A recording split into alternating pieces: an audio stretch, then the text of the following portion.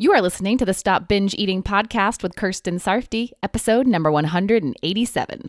Welcome to the Stop Binge Eating podcast. It's time for you to end your food obsession and begin feeling confident and in control around food. You are absolutely capable of eliminating binge eating from your life, and I'm going to show you how by giving you simple tools and insights that you can apply in your own life.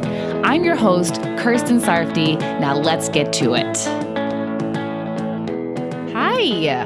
When you're wanting pleasure, eating may seem like the best option. It can be highly pleasurable. And in your mind, there might be nothing else that beats it. Eating may be the most pleasurable when you compare it to your other options. And I'm not going to argue this. It just may be. But probably not all the time. I hope all of you are making a point to include highly pleasurable things in your life that aren't food. And if you're not, start now. Just find one thing and plan for it. But know that you're not going to have highly pleasurable things going on every single day of your life.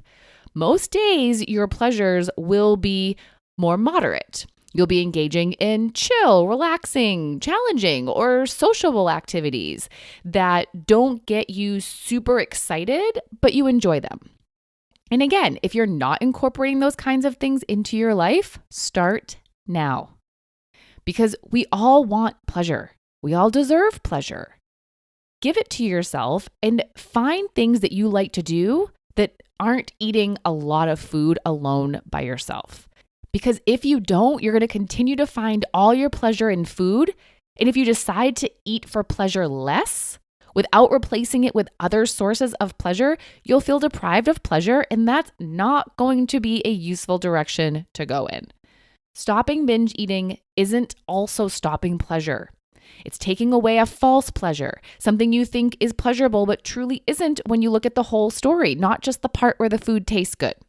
When you take that away, you're going to replace it with things that really are truly pleasurable from start to finish and beyond.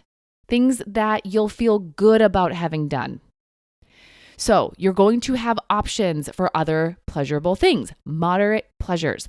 But even when you have them, you might not choose them.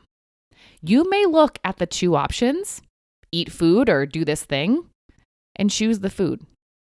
You may choose the food because it's easier, especially if the other thing requires setup. Like if you're painting and you have to gather and set up your supplies, or requires making a decision within the setup. Like if you're choosing to watch a movie and now you have to decide which one, or if it requires you to leave your home. Eating will probably be easier. The setup and the decision will probably be easier for you. And if you already have something at home, there's zero travel involved. Overall, eating may be the easier choice. And with that, you may also think that eating is the more pleasurable choice. The other thing won't feel as good. You won't get the same high. You won't get as much pleasure. And maybe that's true, or maybe it's not. First things first, is it really true? Or are you just telling yourself it's true? If you only consider the part when you're actually in it, when you're doing the thing that's not eating a lot of food alone, is that thing really not as pleasurable as eating food? Once you get going painting, playing your instrument, watching the movie, writing, knitting, crafting, dancing, walking, moving your body, reading, doing the puzzle, coloring, talking with your friend, whatever it is you're doing, is it as pleasurable as eating food? Now, I can't decide that for you and say that it is or it isn't. That's just something that you're going to explore for yourself. See if you've been telling yourself the truth about it. And if what's true to you is that it's not as pleasurable as eating food, that's okay. Don't beat yourself up or shame yourself if that's your answer. It's okay if it's not. And depending on what food you're thinking of, it may have been designed to be that way. There are foods that are created to be highly pleasurable using math and science and analysis so that we will keep choosing them. It makes sense that they are winning the pleasure competition for you.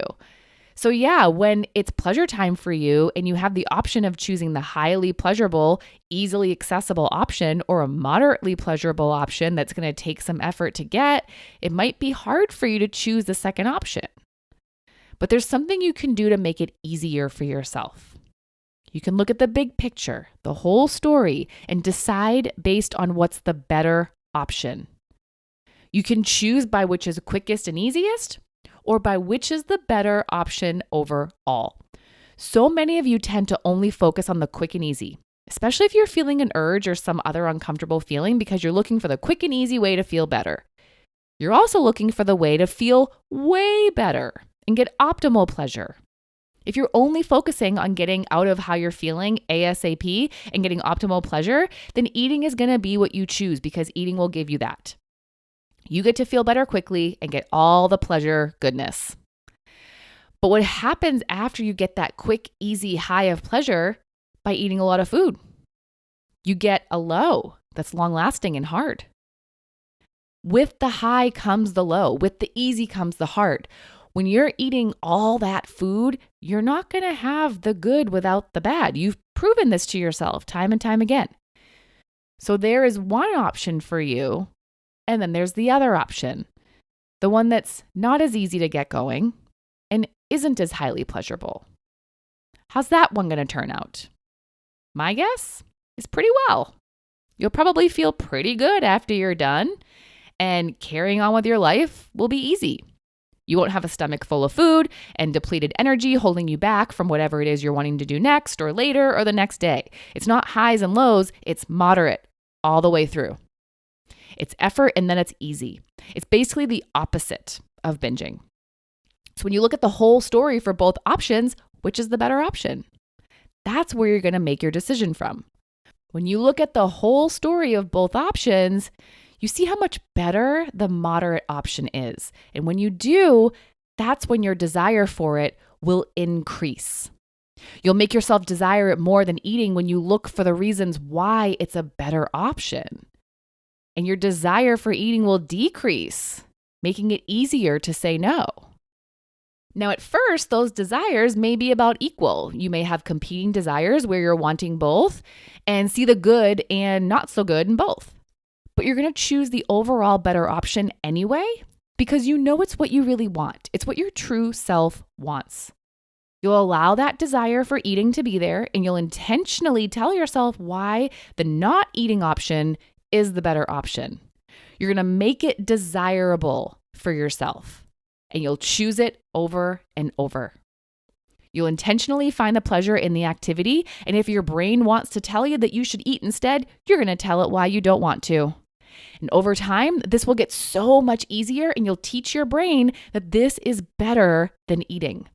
You'll also get more into the habit of doing the other thing if you consistently choose it.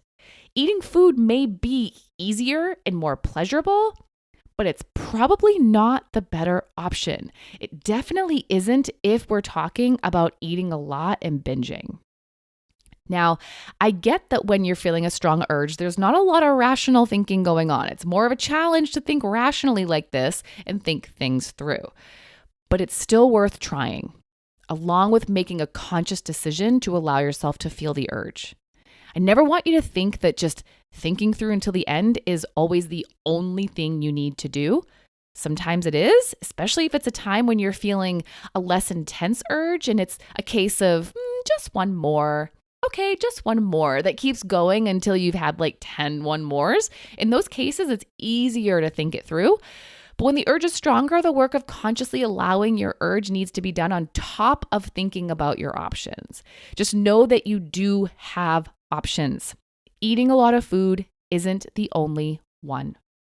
And in the big picture, when you tell the whole story, it's probably not the better one. All right, so make sure that you have options for pleasure besides eating, first and foremost. Brainstorm ideas and try something a few times. See if you like it. And tell yourself again and again why it is the better option when eating is also presented as one. Okay, talk to you next time. Bye-bye. Thank you for listening to the Stop Binge Eating podcast. If you like what you heard today and you want more, go to coachkir.com/free. That's COACHKIR.com/free to get some awesome free stuff to help you stop binge eating.